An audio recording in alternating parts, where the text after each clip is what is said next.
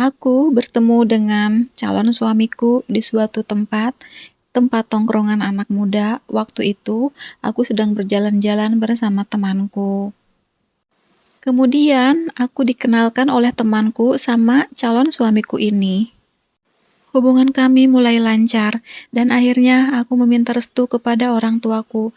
Tapi, orang tuaku tidak merestui hubungan kami, karena calon suamiku tidak punya apa-apa dan dia tidak punya pekerjaan. Tapi, walaupun orang tuaku tidak merestui, kami tetap berhubungan karena kami sudah saling cinta.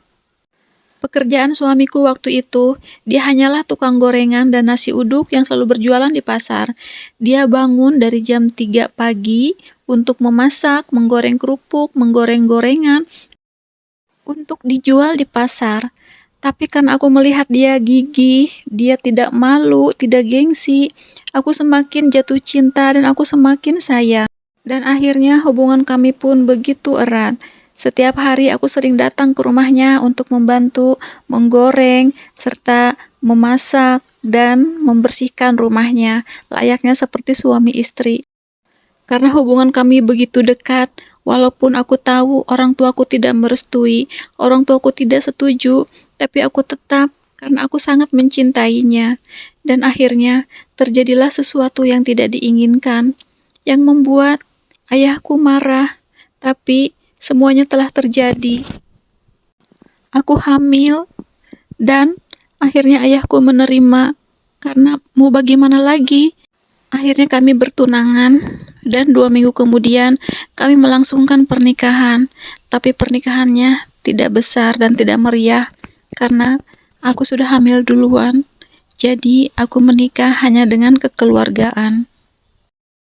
Waktu itu aku tidak memikirkan resiko, bagaimana berumah tangga, bagaimana ke depannya. Suami aku tidak punya pekerjaan, tapi semuanya aku serahkan. Walaupun tidak ada pesta yang meriah, walaupun hanya dengan kekeluargaan, hanya seperti ini, tapi kami merasa bahagia. Karena ini yang kami harapkan. Yang penting, kami bisa bersatu. Dan akhirnya, ayahku menjual kebun untuk memberi modal untukku. Kami tinggal jauh dari orang tuaku.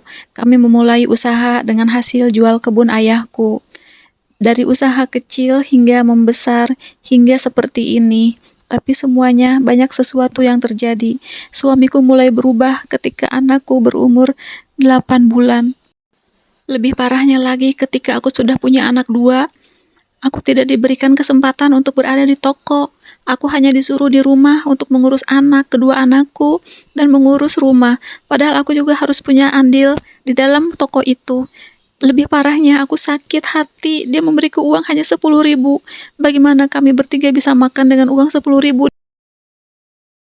Dan setiap hari dia yang mengatur semua keuangan. Aku tidak tahu bagaimana dengan keuangan di toko, karena aku selalu di rumah. Apakah benar? Atau selalu seperti apa? Karena sepertinya kalau aku lihat suamiku begitu royal, dia pelit kepada aku dan anakku, tapi yang aku lihat dia begitu memanjakan dirinya. Dia tidak pernah makan di rumah, dia selalu makan yang enak-enak setiap harinya tanpa memperdulikan aku dan anaknya makan atau tidak, kan dengan uang 10.000 itu. Lihatlah, inilah yang sehari-hari aku makan bersama anakku.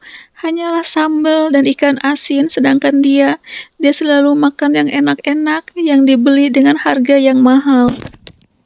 Sampai-sampai suamiku tidak pernah membelikan aku handphone karena aku ingin berhubungan, berkomunikasi dengan orang tuaku. Tapi aku tidak bisa karena aku tidak punya apa-apa. Semuanya dia yang menguasai. Setiap malam dia jarang di rumah.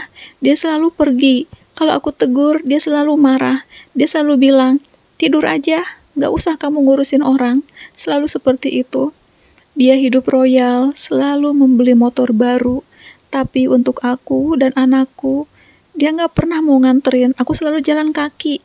Bahkan aku nganterin anakku sekolah yang jaraknya cukup jauh dari rumah. Aku harus jalan kaki dan menggendong adiknya yang masih bayi.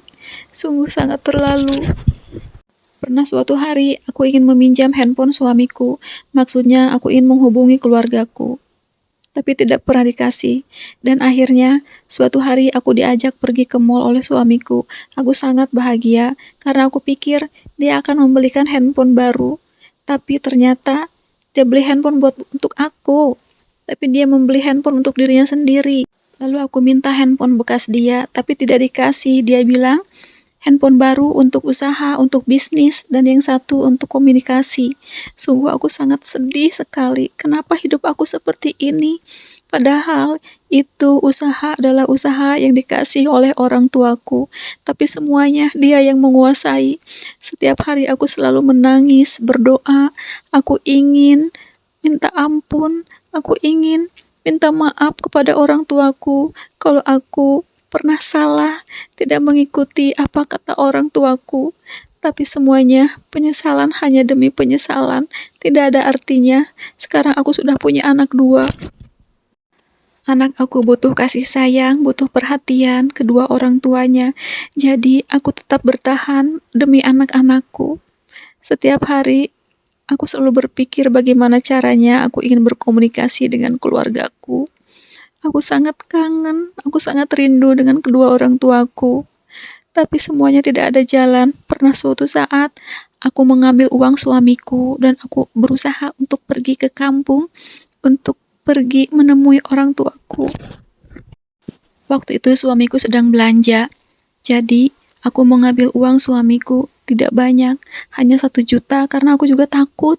Aku hanya butuh ongkos untuk perjalanan menuju ke rumah orang tuaku. Tapi semuanya selalu gagal ketika aku sampai di terminal. Ini adalah yang kesekian kalinya aku mencoba untuk pergi tanpa pamit dari suamiku. Dan ini membuat suamiku semakin marah dan semakin mengekangku. Aku makin tidak bisa kemana-mana lagi. Sekarang hidup aku seperti ini.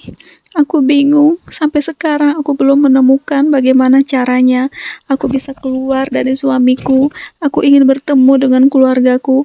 Aku ingin menyelamatkan anak-anakku.